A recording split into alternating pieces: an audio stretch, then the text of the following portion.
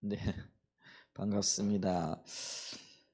네. 오늘 우리 예배 회복 2권 35가 할 차례죠. 하늘 예배의 한 모형으로서 찬양과 경배를 우리가 지금 보고 있고요. 근데 이제 찬양과 경배를 위한 자세가 있다. 그래서 세 가지를 지금 살펴보고 있는데 첫 번째가 마음을 다한다 이렇게 얘기했죠. 이게 마음을 다한다라는 거는 음, 그 무엇보다도 하나님의 얼굴을 구하며 또 주님을 사랑하는 마음, 이것이 우선되어져야 된다 그렇죠. 그래서 이 마음을 단다라는 거는 사랑이 토대되어지고 또 어떤 면에서는 하나님이 행하심을 보고 이걸 신앙의 본질과 관계되어지는 그런 어떤 요소들이다 이렇게 말씀을 드릴 수가 있죠. 그래서 첫 번째 요소가 마음을 다해야 된다. 그 다음에 이제 십자가의 공로만을 의지해야 된다. 세 번째 요소가 삶의 예배로 드려져야 한다. 근데 오늘 35가는 십자가의 공로를 의지하여 예배 드려야 된다. 이제 이 부분을 좀 나누기를 이렇게 원하죠. 자, 그러면서 십자가의 공로를 의지한다라는 게 도대체 뭘 의미하는 거냐라고 했을 때에 그건 다름이 아니라 예수님께서 우리를 위해 이루어 주신 그 십자가의 사랑 그리고 행하신 그 일들을 믿음으로 받아들이고 그 믿음의 토대에 나가야 된다. 이 얘기를 지금 하고 있는 거죠. 자, 그러면서 우리가 우리의 신앙이 십자가의 공로를 의지한다라는 것은 십자가에서 이루신 하나님의 그 역사들 또 우리를 향하신 하나님의 사랑들 그리고 그로 인한 하나님의 놀라운 상급들이라고 할 수 있겠죠. 열매들 이제 그런 것들을 믿음으로 받아들이고 믿음으로 의지해 나가는 것들을 얘기를 하는 거죠. 자, 그러면서 그러면 우리가 그 요한복음 6장 53절에서 57절 말씀을 이렇게 좀 읽어보면서 십자가의 공로를 의지한다라는 것이 뭘 의미하는가 이걸 좀 한번 보도록 하겠습니다. 요한복음 6장 53절로 57절 말씀을 우리 같이 한번 한 목소리로 읽어볼까요? 예수께서 이르시되 내가 진실로 진실로 너에게 이르노니 인자의 살을 먹지 아니하고 인자의 피를 마시지 아니하면 너희 속에 생명이 없느니라. 내 살을 먹고 내 피를 마시는 자는 영생을 가졌고 마지막 날에 내가 그를 다시 살리리니 내 살은 참된 양식이요 내 피는 참된 음료로다. 내 살을 먹고 내 피를 마시는 자는 내 안에 거하고 나도 그의 안에서 거하나니 살아계신 아버지께서 나를 보내심에 내가 아버지로 말미암아 사는 것 같이 나를 막는 그 사람도 나로 말미암아 살리라. 이 말씀이요 상당히 어려운 말씀이에요. 그렇기 때문에 예수님 앞에 직접 이 말을 들었던 많은 사람들 중에 이 말씀 때문에 걸려 넘어지는 사람들이 많이 있었죠. 그 이유가 뭐냐면은 유대인들의 정결 예법에 의하면은요, 이렇게 그 정결 예법이라는 게 먹고 마시는 것과 관련이 되어지거든요. 그래 유대인들은 이렇게 무엇을 먹으면은 거룩하고 무엇을 어떤 걸 먹으면 부정케 되어진다라는 음식에 대한 규정이 있는 것들을 이렇게 보죠. 근데 이제 음식에 의한 정결 의식법이 있는데 근데 그 중에 가장 중요한 것 중에 뭐냐면은 짐승을 잡아도 그 짐승의 피는 절대로 먹으면 안 되는 거죠. 그게 왜냐하면 이 피가 생명과 관련되어져 있기 때문에 이 생명을 먹고 마신다라는 거는 있을 수 없는 거죠. 그렇기 때문에 예를 들면 지금도 마찬가지예요. 근데 그게 이제 유대인들도 그렇고요. 지금 아랍 사람들이죠. 이슬람교도 그렇죠. 어, 그 사람들은 도축을 하는 방법이 우리하고 좀 달라요. 어떻게 하느냐면은 피를 안 먹게 해가지고 피를 모두 다 빼는 거죠. 유대인들도 그렇고 이슬람교도 그래요. 이제 그런 어떤 의식들을 지금 가지고 있는데 어쨌거나 근데 예수님께서 지금 내 피와 살을 먹고 마시는 그걸 얘기를 하죠. 그래서 내 인자의 피, 예수님의 피를 마시지 않고 또 살을 먹지 않으면은 생명이 없느니라 이렇게 얘기를 하니까 이 유대인들의 입장에서는 아니 짐승의 피도 못 먹게 되어져 있는데 먹으면 부정해질 뿐만 아니라 하나님의 율법을 범하는 아주 굉장히 중요한 문제인데 지금 사람의 살과 사람의 피를 먹고 마시라 예수님께서 지금 이렇게 얘기하고 있는 거잖아요. 그랬더니 그들이 야, 이 예수님이 율법을 어기고 정결 의식을 전혀 무시하는 사람이다. 그러면서 예수님을 떠나게 되어지는 한 가지 이유가 이렇게 되어졌던 것들을 이렇게 보죠. 근데 예수님께서는요 지금 내 살과 내 피를 먹고 마시라라고 얘기했을 때 이거는 인간의 어떤 몸을 얘기하는 게 아니고 피를 의미하는 게 아니고 이게 지금 뭘 의미하느냐면은요 예수님의 찢기신 그 살과 흘리신 보혈을 얘기를 하는 거예요. 그럼 예수님께서 이 그 하나님 앞에 살을 찢기시고 또 보혈을 흘리시는 희생을 치룬 게 어디에서 일어나느냐면은요 이게 십자가에서 일어나잖아요. 이 얘기는 뭐냐면 십자가에서 찢기시는 창에 찔리심으로 몸이 찢어지는 거죠. 그 다음에 피를 흘리심으로 그 십자가에서 그 보혈을 흘리시는 그게 십자가에서 이루어졌단 말이에요. 그래서 결국은 뭐냐면 이 십자가를 먹고 마셔야 되는데 그럼 먹고 마신다라는 게 어떤 의미냐 하면은요 이게 믿는 것과 연결되어지는 거죠. 다시 말씀드린다면은 우리가 음식을 먹으면은 우리가 속에 들어가죠. 그러면서 연합하는 역사가 있게 되어지잖아요. 그래서 먹고 마신다라는 거는 연합의 의미가 있는 거예요. 그리고 받아들인다라는 의미가 있고 그 음식을 받아들임으로 내가 그 음식과 연합을 하게 되는 거죠. 그러니까 음식의 형태는 없어졌는데 그 음식이 나에게 생명을 주고 힘을 가져다 주잖아요. 그거 마찬가지로 예수의 십자가에서 그 보혈, 십자가에서 흘리신 찢기신 그 살을 먹고 마신다라는 거는 십자가에서 이루어진 그 일, 그 십자가에서 어떤 일이 이루어졌어요? 나의 죄를 대신해서 예수님께서 십자가에 못 박혀 죽으심으로 죄 없으신 그분이 내 죄를 사하시는 그런 어떤 그 역사적인 사건이 일어나게 되어지는 거잖아요. 이제 그거를 우리가 음식을 몸으로 받아들이듯이 그 사건을 우리 받아들이는 거죠. 영적으로 암으로 이제 그걸 가리켜서 먹고 마신다 이렇게 표현을 하는 거예요. 먹고 마시고 되어지면 어째 그게 이제 다른 말로는 그게 믿는다라는 거죠. 그러니까 우리가 막 먹고 마신다라는 게 또 다른 표현이 예수님을 믿는다라는 것과 관련이 되어진다라는 거죠. 자, 우리가 이제 그거를 좀 이렇게 보게 되어지면요, 좀 보죠.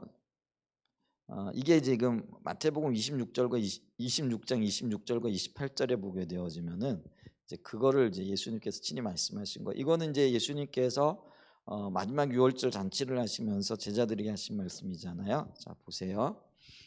자, 그들이 먹을 때 예수께서 떡을 가지사 축복하시고 떼어 제자들에게 주시며 이르시되 받아서 먹으라 이것은 내 몸이니라. 이렇게 얘기를 하죠. 예수님께서 떡을 제자들에게 주시면서 받아 먹으라 이것이 내 몸이라 이렇게 얘기를 하는 거예요. 유월절 마지막 만찬 잔치를 하시면서 예수님께서 내일 드디어 십자가에 못 박혀 죽으실 거란 말이에요. 그러면서 떡을 떼어 주면서 이게 내 몸이라. 이건 내일 내가 십자가에서 찢겨질 자기 몸과 관련되어진 거라는 거죠. 그걸 떡에다 지금 비유를 하고 있고요. 그 다음에 또 잔을 가지사 감사기도 하시고 그들에게 주시며 이르시되 너희가 이것을 마시라. 이것은 죄 사함을 얻게 하려고 많은 사람을 위하여 흘리는 바 나의 피 언약의 피니라. 이렇게 말씀하심으로써 포도주를 먹이시는데 그 포도주가 예수님께서 흘리신 언약의 피와 관련이 되어진다는 거죠. 그리고 그걸 먹고 마시라 이렇게 지금 얘기를 하고 있다라는 거죠. 그래서 이 그 예수님께서 요한복음에 미리 말씀하고 계시는 인자의 살, 인자의 피는 바로 예수님께서 십자가에서 흘리실 찢긴 몸과 흘리실 피와 관련이 되어져 있다라는 거죠. 그래서 이거를 받아 먹는다.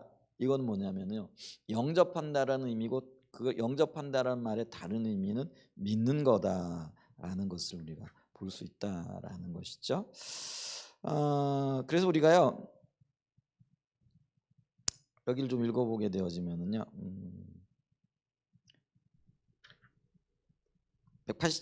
187페이지 맨 밑에를 좀 보죠.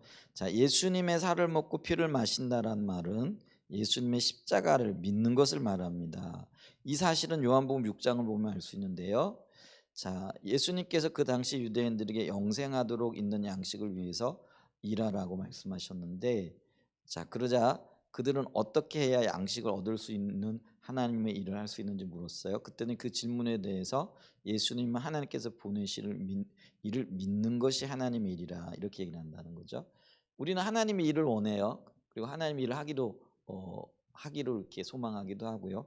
그럼 하나님의 일이 뭐냐라고 얘기했을 때 예수님은 하나님의 일을 하나님께서 보내신 자 예수 그리스도를 믿는 것이 하나님의 일이라. 그리고 그것이 너희의 양식이라 이렇게 얘기한다는 거죠. 우리 요한복음 6장 27절로 29절 좀 한번 찾아봐 주실래요? 요한복음 6장 27절로 29절 띄워주세요. 자, 같이 한번 보세요.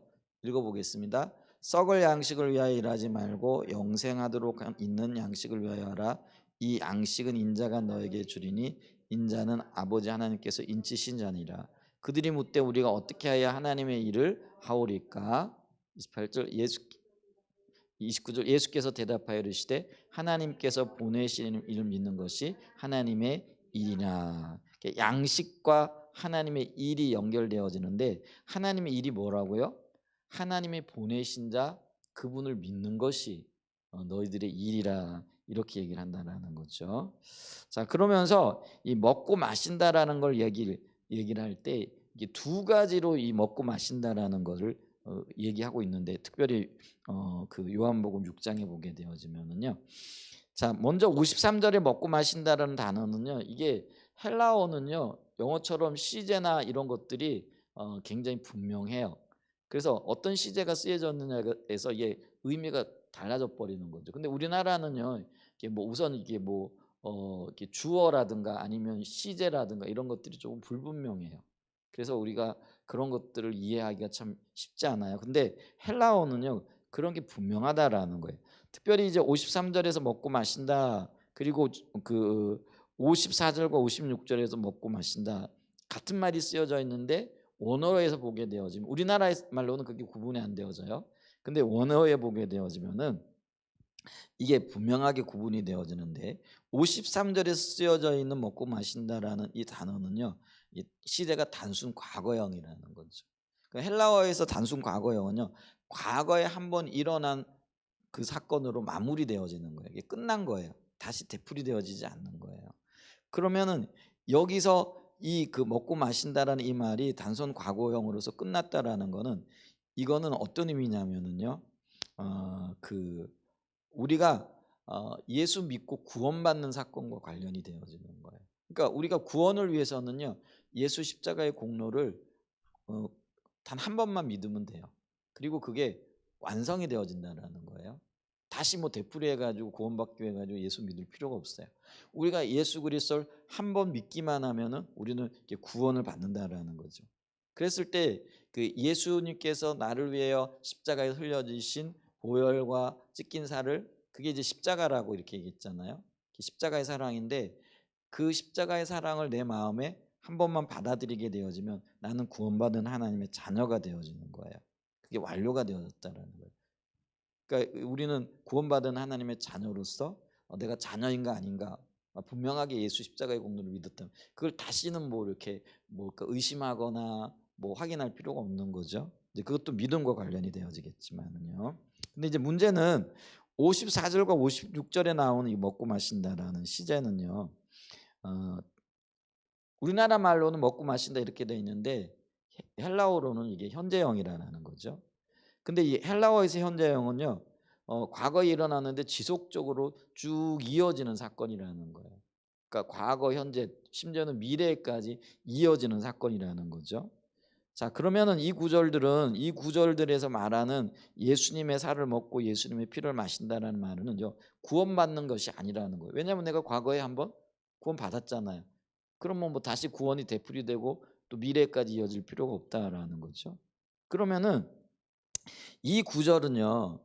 우리가 예수 믿고 구원받고 거듭난 후에도 지속적으로 날마다 순간마다 십자가의 공로를 믿음으로 의지해 서야 된다라는 것들을 이야기한다라는 거예요. 근데 그 말은 뭐냐면요. 매 순간 우리가 하나님과 동행하는 삶을 살기 위해서는 우리를 위하여 십자가에 못 박히신 예수 그리스도의 십자가의 그 공로를 순간순간 돌이켜 보면서 아 주님이 나를 위해 이런 일을 해주셨네. 내가 그 십자가를 붙잡아야지. 이러면서 날마다 그거를 받아들이고 인정하고 그리고 그걸 기억하며 살아가야 된다라는 걸 의미해요. 우리가요 이렇게 살아가다 보면은 하나님께서 우리에게 베풀어 주신 은혜가 있잖아요. 근데 그 은혜들은 어쩌면은 과거의 사건이기도 해요. 그죠? 예를 들면은 뭐라 그럴까요? 내가 병이 들었는데 어 그 병을 이렇게 하나님께서 고쳐 주셨어요. 그러면은 그게 과거의 사건이잖아요. 그리고 그때 굉장히 기뻤고 하나님 앞에 영광 돌렸고 그것 때문에 뭐랄까요? 이 마음에 큰 위로와 평강을 얻었었단 말이죠. 그죠? 근데 그게 과거의 사건이에요. 그런데 우리가 예를 들면은요. 우리의 삶에 항상 하나님의 어떤 은혜, 임재 그리고 나와 함께 하시고 내 기도를 들으신다라는 것들을 확신하기 위해서는요. 과거에 하나님께서 내게 어떤 일들을 행해 주셨지 이걸 돌아보면은 잊어버리고 있을 때는요. 그게 내 삶에 영향을 못 미치잖아요. 근데 어느 날 곰곰이 생각해 보다 보니까 20년 전에 하나님께서 내게 이런 일을 해 주셨네. 이제 그게 딱 떠올라요. 그럼 그걸 붙잡게 되어지면은요. 예를 들면 내가 지금 굉장히 어려움을 겪고 있는데 그게 과거의 사건이 아니라 끝나버린 사건이 아니라 지금 현재의 사건이 되어지는 거예요. 그 현재 내가 그걸 기억하고 그거를 내 머릿속에 이렇게 생각하게 되어지면서 이렇게 힘을 얻게 되어지는 거죠. 예를 들면은요. 제가 그래요. 제가 그 신학교 이렇게 들어가 가지고 음 대학원에 이렇게 들어갔는데 이제 대학원에 들어가니까 이제 저는 이제 집안이 예수 믿는 집안도 아니고 이제 대학까지는 이제 일반적으로 대학 공부는 다 시켜주잖아요. 그러니까 대학 공부를 시켜줬어요. 근데 그리고 난 다음에는 그 이상은 이제 네 몫이다 그러면서 이제 제가 신학대학원 갔기 때문이 아니라 이제는 뭐예요? 어 대학 공부 이상을 하는 것에 대해서는 네가 알아서 해라. 그러고는 등록금이고 못 대주겠다 이러더라고요. 이제 그러니까 제가 학교는 이제 합격은 했는데 이제 집에서도 그렇고 예수 믿는다는 이유도 있었겠지만은 이제는 그 이상은 제 일이 되어지는 거예요. 그러니까 이제 등록금이고 뭐고 한 푼도 못 대주겠다. 네 일은 네가 알아서 해라. 이렇게 하더라고요. 그러니까 저도 당연히 그렇게 생각하고 있었고 이제 그러니까 이제 발등에 불 떨어진 거잖아요. 예를 들면 이제 합격 발표가 났는데 합격 발표가 나면은 대학원 같은 경우에는 한 열흘 안에 등록금을 내야 되고 이런 거 있잖아요. 그 발등에 불 떨어졌는데 돈은 한 푼도 없는 거예요. 진짜 한 푼도 없는 거예요. 뭐 그때는 먹고 살기도. 그러니까 대학 다닐 때도 등록금 간신히 대주고 먹고 사는 거는 거의 제가 알아서 이렇게 해결을 했으니까. 근데 이제 대학원에 들어갔는데 방법이 없는 거예요. 근데 이제 쭉 제가 기도하고 있었는 게 뭐냐면은 이제 학교에 이렇게 들어가게 되어지면은 물론 이제 대학 다닐 때도 그랬지만은 대학원에 가게 되어지면은 이제 전도사로서 이렇게 일할 수 있잖아요. 그러면은 이제 어떤 일정한 어떤 사례가 있을 수 있겠다. 그러면서 기도하는 가운데 이제 어느 교회에 제가 그 필요를 얘기하고 그리고 그곳에서 일할 수 있도록 이제 그 이야기를 하고 있었는데 근데 이제 불합격 통보가 난 거예요. 표현이 좀 그렇지만은 제가 이제 그 교회에 뭐예요? 이렇게 뭐죠?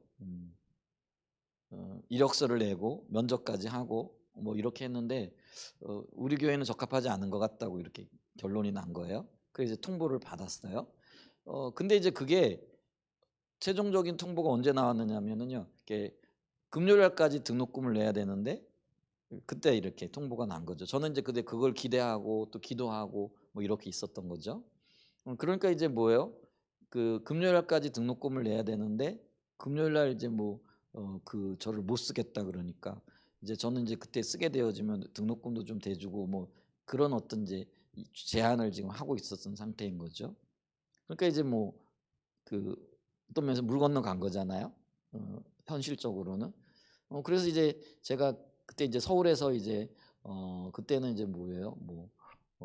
그 조그만 교회에 전도사라기보다는 그냥 배우는 입장에서 왔다 갔다 하고 있는 이제 그런 인데 이제 방법이 없는 거예요. 그리고 등록 기간도 지나 버렸어요. 오늘까지. 금요일 날 지났고 그럼 이제는 뭐 다음 내년에 좀 다시 좀 도전해 봐야 되겠다. 하나님께서 올해는 뭐 허락을 안 하시는가 보다 하고는 이제 그날 이제 금요일 날 통보를 받고 토요일 날 올라가 가지고 교회 이제 청소하고 이제 뭐죠? 해야 될 일을 하고 이제 그러면서 하나님 앞에 이렇게 엎드려 있는 거죠. 마음은 안 좋죠. 왜냐하면 이제 1년이 늦어진다라는 어떤 생각이 있고 그리고 그때만 해도 신학대학원이요. 우리 인기가 아주 굉장히 좋았어요. 그래서 경쟁률도 굉장히 셌어요. 그래가지고 정원 외에 100명 이상을 더 모집했어요. 그러니까 이제 정원이 예를 들면은 100명이라 그러면 2배수를 받아가지고 그걸 이제 뭐라고 그러냐면 정과라 그랬어요. 그리고 본과라 그러고. 그러니까 이게 본과에는 이제 문교부 등록이 되어지고 문교부에서 정식 학위가 나오는 거예요. 근데 이제 그 정과라는 거는 어떤 의미냐면은 그냥 침례교회에서는 인정을 하고 학교에서는 인정을 하는 거예요. 그러니까 이제 뭐 안수도 받을 수 있고 이렇게 한데 그거는 이제 문교부 정원 외인 거예요. 쉽게 얘기하면은 그러니까 학위도 좀 달라요. 정식 학위가 아닌 거예요. 이제 근데 제가 본과에 붙었거든요. 경쟁력을 뚫고 상당히 붙었어요. 근데 내년에 또 뭐 그걸 하려 그러면은 뭐 그때는 이제 영어 시험이나 이런 것들이 있는데 예를 들면 영어 시험이 어떤 거냐면 뭐 몇 페이지 갖다 놓고 그걸 번역해 가는 어떤 그런 거예요. 근데 제가 영어가 굉장히 약한데 어쨌거나 그날을 됐는데 내년에 또 된다는 보장은 없잖아요. 그래서 은혜라 생각했는데 근데 하여간 뭐 등록금이 안 되는 거예요. 그러니까 조금 마음이 안 좋더라고요. 그래도 어쩌겠어요. 하나님 인도하셨으니까. 그러고는 뭐 감사하고 뭐 내년에 하면 되지요. 그랬더니 이제 그 교회 목사님이 여자 목사님이었는데 뭐 전도사님 어쩌겠어요. 기도해줘. 한번 기도해보죠. 뭐 이렇게 하시더라고요. 그래서 뭐 네 그러죠 이러고 있는데 그리고 이제 주일날 예배를 드리고 있는데 그 전도사님 그 목사님이죠. 교회에서 전화가 왔다라는 거예요. 어떤 교회인가 그랬더니 제가 그때 그 떨어진 교회 있잖아요. 그러니까 뭐안 받아들이겠다고 했는데 근데 그 교회에서 주일을 보내고 주일날 회의를 하다가 그 전도사님 다녀가고 했는데 우리 교회로 받아들이자 초청하자 이런 결정이 나버린 거예요. 목사님은 안 된다 그랬는데 그 교회에서는 이게 어떻게 하다 얘기를 하다가 뒤집어진 거예요. 그래가지고 부랴부랴 저한테 전화가 왔더라고요. 근데 이제 제 입장에서는 이미 등록 기간도 지났잖아요. 그게 이제 방법이 없는 거예요. 그래서 목사님 뭐 안 될 것 같아요. 이미 뭐 등록 기간도 지났고 뭐 그랬더니 요건 편법인데요. 그분이 그 뭐 학생처장한테 좀 전화를 해볼 테니까 방법이 있을 것도 같다 이러더라고요. 그러면서 월요일 날 그 학교에 찾아가 가지고 학생처장을 좀 만나봐라 이렇게 얘기를 하더라고요. 그랬더니 갔더니요. 다 정리가 돼 있더라고요. 이게 목요일 금요일 날 지났는데 어떻게 됐는지 전 잘 모르겠어요. 근데 제가 애쓰고 제가 힘쓴 게 아니라 하여간 뭐 그분이 애썼는지 어떻게 했는지 모르더라고요. 근데 이제 그게 저에게는요 굉장히 감사였죠. 어떤 면은 이미 다 끝났다고 생각했는데 아니면은 뭐 어떤 기회가 있었는지. 근데 또 지금 모르겠어요. 제가 예를 들면은 등록을 못했으면은 다른 분이 이렇게 후보가 있었을 거 아니에요. 후보가 있는 그분을 좀 이렇게 할 수도 있었을 텐데 제가 자리를 이렇게 좀 뭐 근데 제가 원했던 건 아닌데 어쨌거나 이렇게 돼가지고 가게 되긴 되어졌어요. 그래서 등록도 하고 월요일 날 이렇게 하게 되어졌는데 근데 이제 뭐 제가 그거를 제가 어떻게 편법을 한 것도 아니고 아닌데 하여간 일이 다 그렇게 되져 버렸어요. 근데 저는 이제 그때는 이제 그랬죠. 뭐 하나님이 은혜를 베풀어 주신 거다. 그리고 때를 따라 도우시고 하나님께서 어떤 어려움 가운데도 끝난 게 아니다라는 이제 그런 어떤 교훈을 얻는 거예요. 근데 이제 그걸 잃어버렸어. 왜냐하면 그게 과거의 사건이잖아요. 근데 이제 문제는 뭐냐면은 어려운 일을 겪을 때 그때 일이 생각이 나는 거예요. 자 그러면서죠. 과거에 그거는요 내가 학교에 못 갈 형편이었는데 가게 되어지는 놀라운 경험이고 그리고 그 학교에 가는 일은 끝났잖아요. 그런데 그게 현재에 영향을 미치는 거예요. 그 사건이 어려운 일이 있을 때 내가 그때 그런 어려운 일이 있었는데 하나님께서 은혜를 베풀어 주셔서 내가 나서지도 않았는데 주변에 여러 사람들이 움직인 거예요. 그러니까 그 교회 담임 목사님, 그때 제가 이제 그게 부산의 교회인데, 부산의 교회 또 부산의 그 뭐 여러 집사님들 회의하다가 또 여기 그 서울에 있는 그 목사님과도 연결되고 또 뭐 학교의 어떤 직원들과도 연결이 되고, 그러니까 여러 가지 어떤 일들이 연결이 되어져 가지고 제가 한 1년 이렇게 늦춰질 어떤 것들이 빨라진 거죠. 근데 조건이 뭐였느냐면 이제 등록금 내주는 거 하고 그리고 한 달에 생활비 10년만 원 주는 거 하고, 이제 그게 이제 92년도 일인데 그때만 해도요 그게 좀 파격적인 제안이었어요. 등록금 내주는 거 매월 뭐 이렇게 좀, 요즘은 뭐 그것보다도 훨씬 더한 것들을 받겠지만은 이제 그게 특별한 은혜고 또 필요를 채우시는 하나님을 제가 그때 경험했잖아요. 근데 그게 요즘 어떤 어려운 일들을 겪게 되어질 때 그 생각이 나고, 하나님 그렇게 인도하셨지, 하나님이 나와는 상관없이 어떤 일들을 이루셨지, 이게 이제 생각이 나는 거예요. 자, 그러면은요 그게요 현재 제 어떤 신앙에 혹은 현재 제가 겪고 있는 어떤 어려운 일들에 영향을 미치는 거예요. 그럼 이거는요 과거에 마무리된 사건인데 과거가 아닌 거예요. 무슨 말인지 이해가 되세요? 제가 뭘 말하려고 하는지. 이게 지금 현재에 영향을 미치고 그 과거에 마무리됐던 사건이 현재의 내 삶을 이끌어가는 굉장히 중요한 어떤 믿음의 동기가 되어지고 열매의 한 증거가 되어지는 거죠. 그러면 제가 옛날에 그렇게 어려웠는데 모두 다 끝났다고 생각했었는데 그 일을 하나님이 뒤집어진 거잖아요. 뒤집으셔서 일을 하신 거예요. 이제 그런 거를 이렇게 보면서 그게 이제 뭐죠? 현재 진행형이 되어지는 거예요. 그리고 저는 그거를 이렇게 생각하면서 어려운 일들을 바라보면서 이것도 하나님이 넉넉히 이길 수 있게 해. 그리고 이런 문제들도 아무것도 아니야. 하나님께서 일하시기만 하면은 다 끝났다고 생각되어지는 그 일도 새롭게 하시는 거야. 이제 그런 여러 가지 일들이 이제 경험이 되어진다는 거예요. 지금 53절과 54절에 먹고 마시고의 그 문제가 지금 이 문제라는 거예요. 과거에 일어난 사건인데 그게 과거 일이 아니고 현재 그것이 내 삶에 영향을 미치고 현재 내가 어떻게 살아야 되고 어떤 자세, 어떤 태도로 기대감을 가지고 서야 될 것인가를 보여준다라는 거예요. 그런 의미로서 이게 현재형으로 쓰여졌다라는 것이죠. 자, 그래서 이 구절들은 현재형인데 예수님이 거듭난 후에도 지속적으로 날마다 순간마다 십자가의 공로마를 믿음으로 의지하고, 과거에 그 일을 하셨는데 내가 믿음으로 이렇게 서게 되어지면 이건 구원의 문제가 아니고요, 하나님이 나와 함께 하시는 놀라운 역사들을 내가 경험할 수 있겠구나, 이게 되어진다라는 거죠. 그래서 우리가 예수님께서 자신의 살이 참된 양식이고 자신의 피가 참된 음료라고 말씀하셨는데, 이 말씀은 이 십자가에서 이루어진 이 사건을 믿음으로 의지하여 나갈 때 날마다 이게 우리의 양식이 되어지고 우리의 음료가 되어진다는 거예요. 그래서 우리가 이 살과 피를 먹어야 된다, 이게 예수님의 진짜 쌀 진짜 피가 아니고요, 그 십자가에서 이루어진, 그리고 십자가에서 이루신 그 사건의 의미, 그리고 그 사건이 우리를 어디로 이끌고 있는가를 믿음으로 받아들이게 되었을 때 그것이 우리의 삶에 지금 마치 그 양식이 되어지듯이, 그리고 우리의 목마름을 채워주는 음료가 되어지듯이 우리의 삶을 이끌 거라는 것이죠.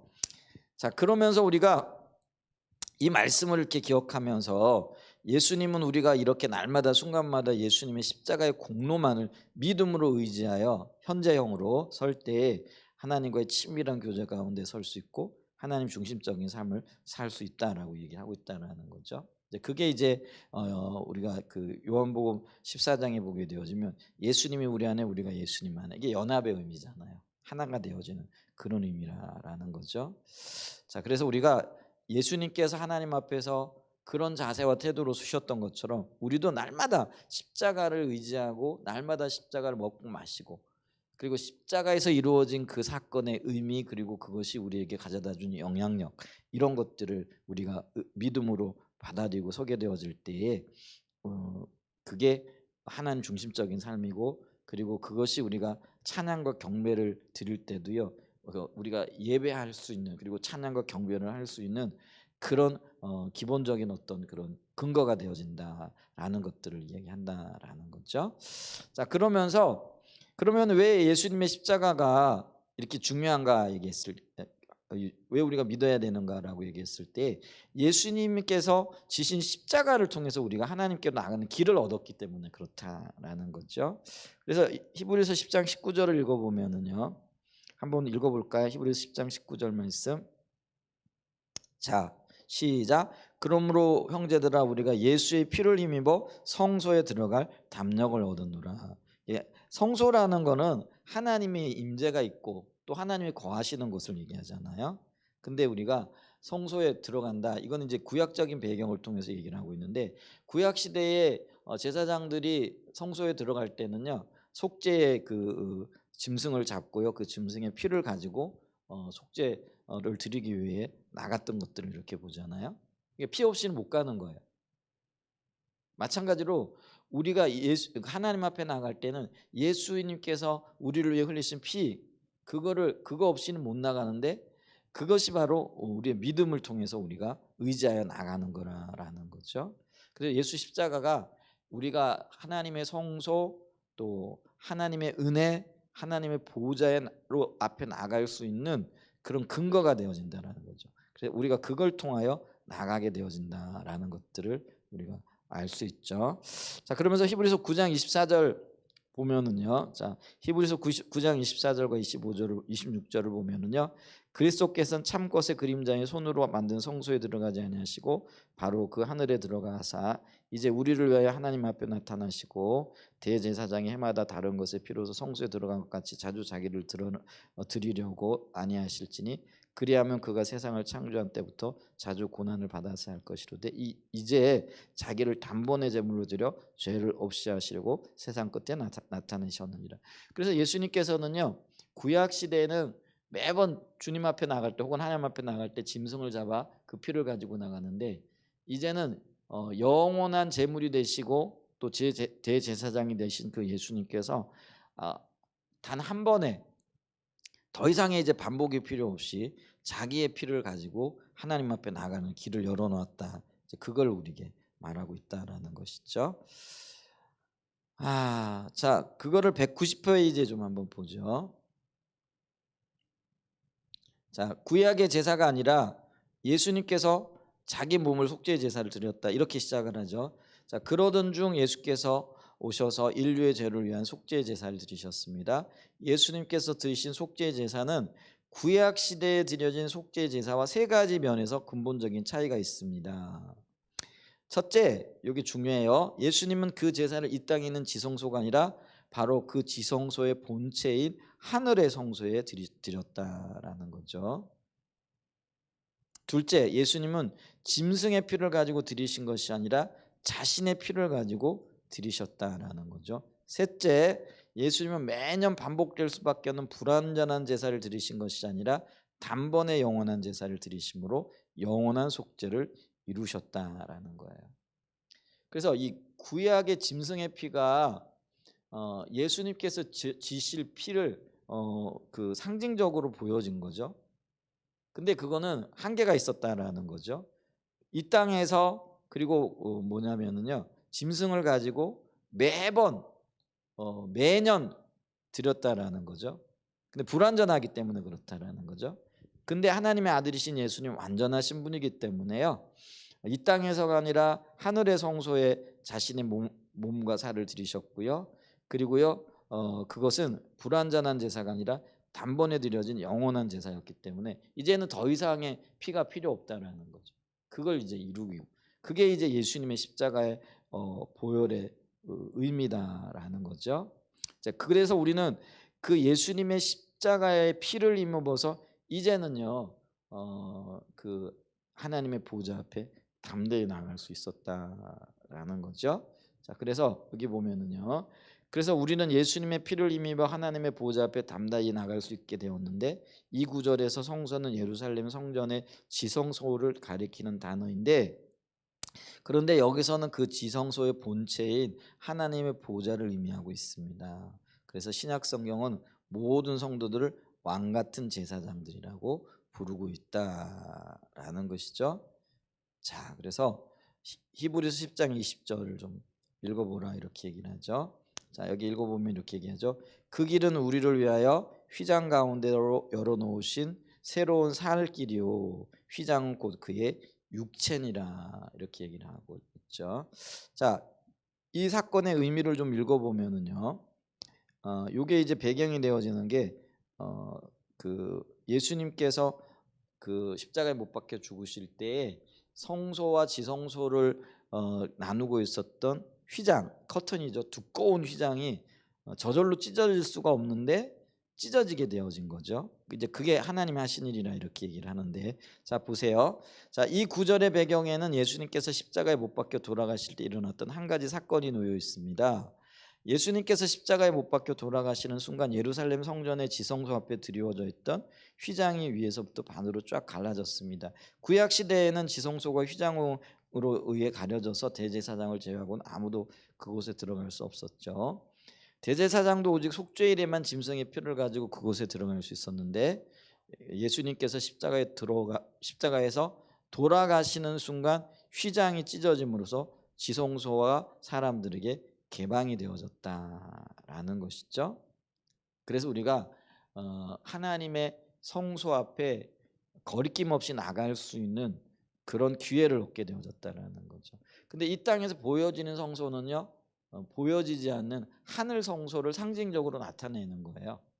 그래서 이 사건은 우리가 하늘 보좌에 나갈 때 예수 그리스도의 십자가의 공로만을 의지하면 제한 없이 나갈 수 있다는 것을 우리에게 보여주고 있다는 거예요. 근데 그러기 때문에 우리가 하나님 앞에 나갈 때는요, 십자가의 공로를 의지해야 되는 거예요. 그러면 이 말은 십자가의 공로가 아닌 다른 것들을 붙잡고는 하나님 앞에 나갈 수 없다라는 거예요. 그럼 다른 것들이 뭐예요? 자기의라는 거죠.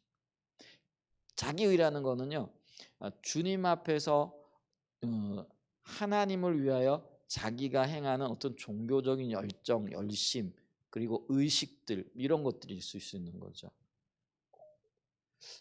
이게요, 별거 아닌 것 같은데요, 참 신앙 외에 모든 거짓 신앙들 혹은요 다른 이방 어떤 그런 종교들은요 바로 이거를 의지해 나가요. 예를 들면 불교를 좀 보세요. 불교에서는요 자기가 깨닫는 것을 굉장히 중요하게 여기죠. 그리고 자기가 베푸는 선을 굉장히 중요하게 여겨요. 그래서 그런 것들이 자기를 구원할 수 있다라고 이야기를 하거든요. 그래서 그뿐만 아니라 이슬람교도 마찬가지예요. 이슬람교는요 이 그 선을 굉장히 중요하게 여겨요. 그러니까 종교적인 의식, 또 그 자기들이 믿는 신, 그걸 알라라고 얘기를 하는데, 그 알라에게 행하는 자기들의 어떤 선한 종교적인 의식들, 이런 거를 굉장히 중요하게 여긴단 말이에요. 근데요 이 기독교인들 중에도요 십자가의 공로가 아니라 내가 이제 구원받았으니까 그러면은 나를 구원하신 이 하나님을 내 행위로서 기쁘게 해야 된다라는 의식을 가지고 있는 사람들이 적지 않다라는 거예요. 근데 이 밑바탕에는요 이방 신들과 이방 종교와 전혀 구분이 안 되는, 다르지 않은 신앙관을 가지고 있다라는 거예요. 그래서 이걸 강조하는 거예요. 우리가 하늘 보좌에 나갈 수 있는 유일한 길은 뭐라는 거예요? 예수님께서 나를 위해 흘리신 보혈과 찢기신 몸밖에 없는 거예요. 그게 십자가의 공로예요. 그러니까 그걸 우리가 믿음으로 나가야 되는데, 근데 우리는 뭐예요? 종교적인 의의를 가지고 나가는 거죠. 그러니까 내가 많이 기도하면은 하나님이 나를 기뻐하실 거야. 아니면 혹은 내가 많이 헌금을 하면은 하나님이 나를 받아주실 거야. 이런 생각들을 하는 거죠. 은연중에. 그래서 그걸 강조하는 거죠. 그게 이제 거짓 신앙이고요. 이 거짓 신앙은 어떤 의미에서 보면은요, 이방 종교, 이방 신들을 믿는 사람들과 전혀 다르지 않아요. 같은 가치관을 가지고 있다라는 거죠. 근데 우리는 주님 앞에 나갈 때 당연히 오직 십자가의 공로만을 의지해 나가야 된다라는 거죠. 그러면 이제 이런 의무를 가져요. 그럼 십자가의 공로만을 믿음으로 의지해 나가기만 하고, 그럼 우리는 종교적인 의식들은 필요 없느냐? 필요하죠. 그 왜 필요해요? 이 십자가의 공로를 잘 담아 표현하는 컵으로서 그게 중요한 거지, 컵에 담겨진 물은 아니라는 거예요. 그래서 우리가 그 신앙의 본질을 얘기할 때 본질과 의식의 관계를 얘기를 하잖아요. 그죠? 그래서 본질이 중요한데 컵도 중요한 이유가 뭐냐면 본질을 담을 수 있는 그릇이기 때문에, 컵이기 때문에 그렇다는 거예요. 그런데 컵이 아무리 중요해도 이 컵이 본질을 대체해버리게 되어지면 이게 거짓이라는 거예요. 그러니까 그 의미를 알아야 된다는 거예요. 우리가 어떤 면에서 컵 없이 본질을 담아낼 수 없어요. 그렇기 때문에 컵을 소중하게 여겨야 돼요. 그러나 그럼에도 불구하고 컵은 컵인 거예요. 본질이 더 중요하다는 거예요. 그러니까 그거 중요성을 깨닫고 난 다음에 이 컵이 왜 중요한 걸 알아야 되는데, 그거 없이, 본질 없이 컵만 가지고 우리는요 어떤 그 우리의 신앙을 세우려고 하는 그런 일들이 많다라는 거죠. 자, 대표적인 예로 바리새인과 세리가 있다라는 거죠. 이게 너무나 잘 알려진 이야기죠. 근데 우리가 잘 알려진 이야기인데 그래도 우리가 좀 한번 읽어봐야 되겠어요. 왜냐하면은 처음 읽는 분도 계시기 때문에. 누가복음 18장 9절과 14절 보세요.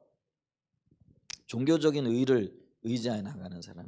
자, 또 자기를 의롭다고 믿고 다른 사람을 멸시하는 자들에게 이 비유로 말씀하시되, 두 사람이 기도하러 성전에 올라가니 하나는 바리새인이요 하나는 세리라. 이 바리새인은 오늘날로 얘기하면은 목사님이에요. 목사님 중에도요 아주 특별한 목사님, 열심히 신앙생활을 하고 있는 아주 정결한 목사님이에요. 반면에 이 세리는 뭐예요? 도둑놈 중에 도둑놈이죠. 여러분, 특별히 이게 그 두 사람을 아주 극명하게 대조하고 있는 거예요. 일부러 지금 이거를 얘기를 하고 있는 거예요. 한 사람은 아주 거룩한 사람, 한 사람은 아주 못된 사람. 자, 아주 거룩한 사람과 아주 못된 사람이 하나님 앞에 기도하기 위하여 나갔다라는 거죠. 자, 보세요. 바리새인은 서서 따로 기도하며 이르되, 하나님이여, 나는 다른 사람들과 토색, 불의, 간음하는 자들과 같지 아니하고 이 세리와도 같지 않음을 감사하나이다. 나는 일회에 2번씩 금식하고 또 소득의 11조를 드리네. 잘했어요, 못했어요? 아주 잘했어요. 자, 반면에 세리는 뭐예요? 멀리 서서 감히 눈을 들어 하늘을 쳐다보지도 못하고 다만 가슴을 치며 이르되, 하나님이여, 불쌍히 여기소서, 나는 죄인이로소이다. 보죠? 잘한 게 하나도 없잖아요, 그죠? 죄진 것밖에 없는 거죠. 잘한 건 하나 있네요. 회개하고 은혜를 구하는 거죠. 근데 객관적으로 비교하게 되어지면은요, 이 바리새인은요 칭찬만 받을 만한 사람이에요. 근데 세리는요 칭찬할 게 별로 없는 사람인 거죠. 근데 문제는 뭐냐면은요, 이들이 하나님 앞에 섰는데 하나님이 인정해 주시는 사람이 누구였느냐면은요, 그게 우리 인간적인 관점과는 다르다라는 거죠. 바리새인이 아니고 세리였다라는 거죠. 자, 여기 보면 내가 너에게 이르노니 이에 저 바리새인이 아니고 이 사람이 의롭다 하심을 받고 그의 집으로 내려갔느니라.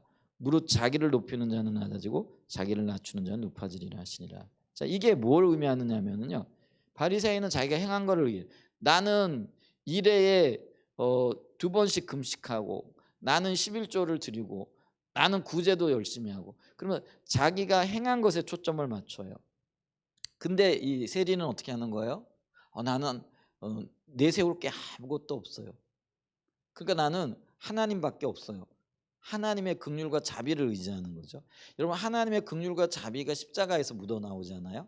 그래서 우리가 십자가를 한다라는 거는 다른 말로 얘기하면 자기를 의지하는 것이 하나도 없어야 된다라는 그런 의미거든요. 그래서 이게 중요해요. 우리 십자가의 공로를 의지해 나가야 된다 그러면 그러지 뭐, 주님께서 나를 위해 십자가를 지신 그 십자가를 의지하며 나가면 되지. 그러면서 동시에 뭐예요? 자기의 종교적인 행위도 의지한다라는 거예요. 근데 그게 아니라는 거예요. 십자가를 의지한다라는 건 자기의 종교적인 행위 내려져야 되는 거예요. 자기에게 어떤 선, 그리고 자기가 어떤 하나님 앞에서 행하고 있는 어떤 것들을 의지해 나가지 말아야 된다라는 거죠. 그래서 이 얘기는 뭐냐면 오직 십자가의 공로만을 의지해야 된다라는 것들을 우리가 기억해야 된다라는 거예요. 그래서 우리가 지금 우리가 읽었던 말씀 13절에 보면은 세리가 하는 얘기죠. 멀리 서서 감히 눈을 들어 하늘을 쳐다보지도 못하고 다만 가슴을 치며 이르되, 하나님이여, 불쌍히 여기소서, 나는 죄인입니다. 그죠? 십자가에서 이루어진 그 사건만 우리가 붙들고 나가야 된다라는 거죠. 여기 아주 재밌는 예화가 있네요. 어떤 목사님이 자기가 주일 아침에 부부 싸움을 해도 강단에 설 수 있다고. 우리가 있잖아요. 예배 드리는데도 부부 싸움하거나 부모 형제지간에 혹은 부모 자식지간에 싸우고 나오면은 예배 드리는 게 망가지죠. 여러분 어떠세요? 예배 드리러 교회에 오는데 차 안에서 싸웠어. 그러면 예배가 제대로 돼요, 안 돼요? 애들하고 싸웠어. 또 야단을 쳤어. 뭐 이런 일이 있으면은 아니면은 부부지간에 싸웠어. 예배가 제대로 돼요, 안 돼요?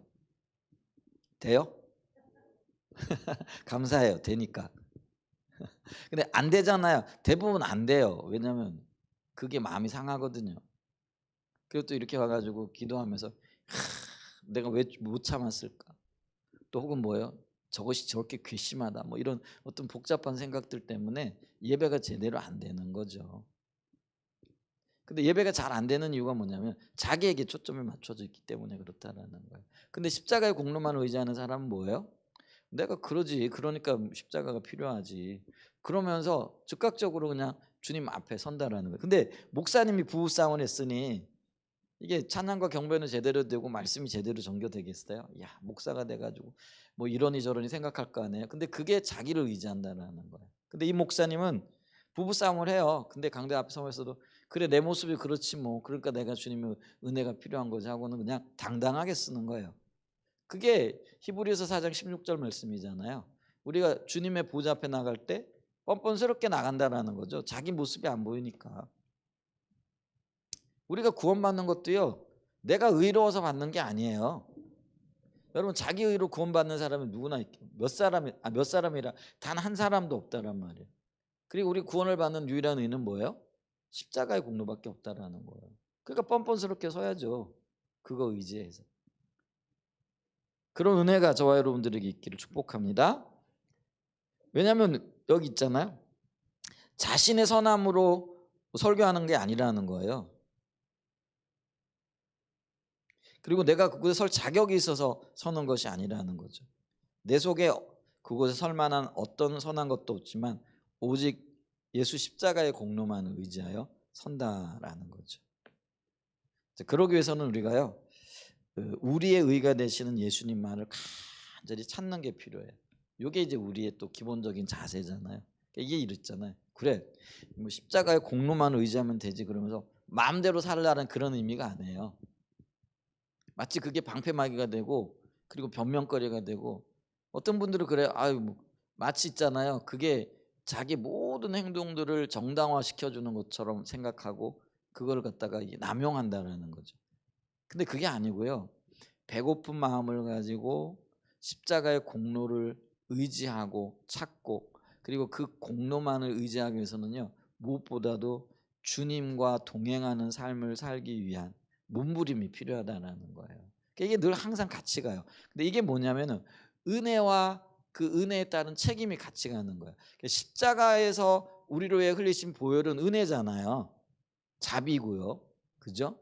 그런데 그 자비에 반응하는 나는요.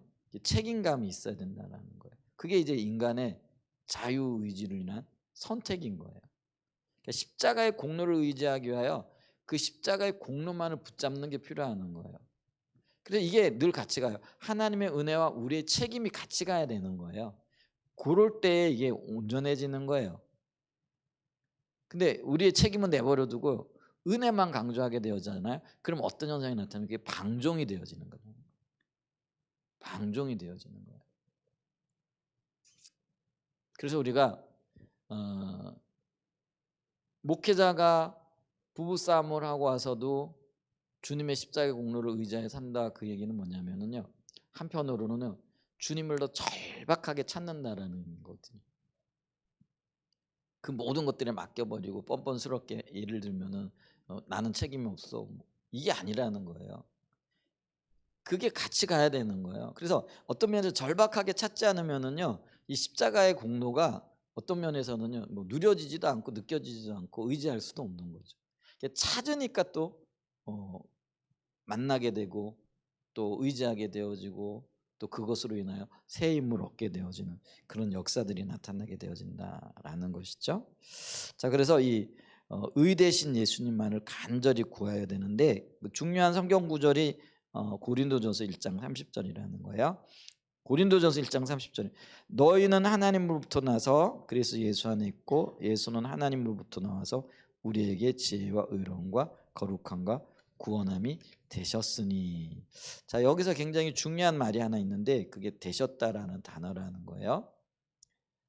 될 거라라는 기대감이 아니고요, 이미 되었다라는 그런 의미라는 거죠. 자, 그걸 이렇게 설명하고 있어요. 그 말은 예수님이 우리에게 의로움과 거룩함과 구원함과 하나님의 지혜와 하나님의 능력을 주시는 것이 아니라 그분 자신이 바로 그런 것들이 되신다라는 의미입니다. 예수님이 우리의 의로움과 거룩함과 구원함과 하나님의 능력과 지혜입니다. 그래서 그분이 우리의 삶 속에 좌정하셔서 통치하실 때에만 우리에게 그런 하나님이 생명이 넘칩니다.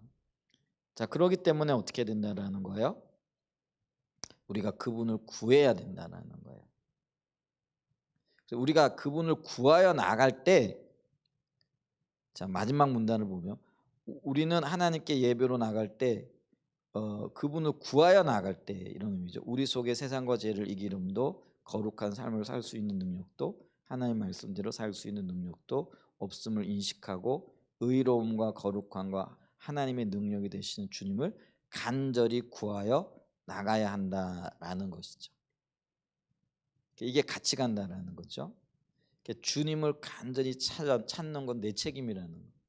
여러분, 우리가요 나중에 주님이 어떤 면에서 은혜가 거치고 그랬을 때 뭐 은혜는 하나님이 주시는 거지 뭐 이렇게 하나님 탓할 수 없다라는 거예요. 하나님이 은혜를 안 주셔가지고 내가 이래, 이게 아니라는 거예요.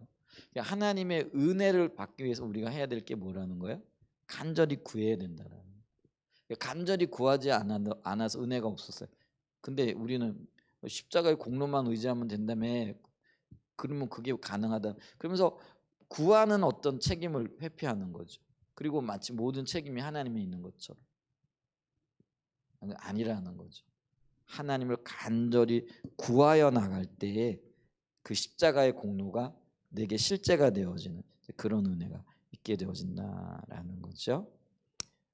그래서 우리가 주님을 간절히 구하여 살아 그러면서 우리 경배와 찬양 6집에 있는 216장 찬양을 하나 불러보라 이렇게 얘기하네요. 나가면서 우리가 이런 마음으로, 이 가사 내용이 그렇잖아요. 기다려오니 주여 임하소서 주님을 갈망해요. 주 사랑 안에 날 감춰주세요. 더욱더 주를 알도록 내 모든 삶 또 취하소서 내 생명을 보호소서 내 모든 삶 취하소서 내 안에 거하소서 나 올라가리 독수리같이. 이런 간절함과 열망을 가지고 주님 앞에 서야 될 줄 믿습니다. 자, 하늘의 예배의 모형이 찬양과 경배인데 이 찬양과 경배를 온전하게 드리기 위해서는요 우리의 마음 자세가 필요하다라고 이렇게 얘기를 했잖아요. 첫 번째가 마음을 다하는 거, 두 번째는 오직 십자가의 공로만을 의지해 나가는 거라 이렇게 얘기를 했어요.